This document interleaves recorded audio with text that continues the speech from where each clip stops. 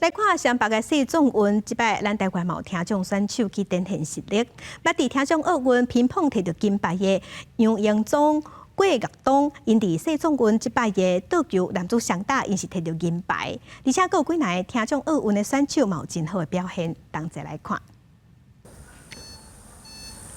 曾英地甲其他的选手排几排，等下要起跑，计时开始，随冲出去，哪看地图，哪向前走，速度更加连记者拢强要得袂着。定向越野是一项融合着体能甲头壳的运动，选手才靠地图甲指北针，照顺序通过所有检查点，才能顺利到终点，是时间甲方向感的竞赛。我就为了那个日本金刚奥运做体检准备的训练。 所以跟那个世界壮年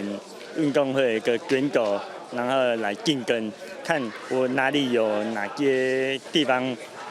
不足，所以来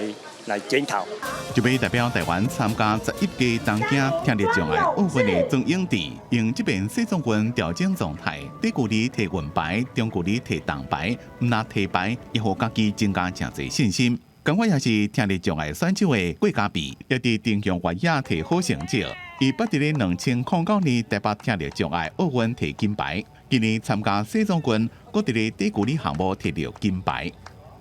我4月26日因为打篮球左膝韧带断裂，我休息了1个月都没有练习。随着比赛日期的接近，就赶紧练习，然后来看看比赛表现如何。 伊以前是练电竞，唔但伫定向越野摕到好成绩，也伫咧篮球项目摕金牌、铁饼摕银牌，展现强大爆发力甲全方位的实力。自听力障碍奥运转战到世总运，这群选手用坚持甲实力证明，无论舞台安怎变化，因的热情甲斗志是永远拢袂改变。公司新闻采访报道。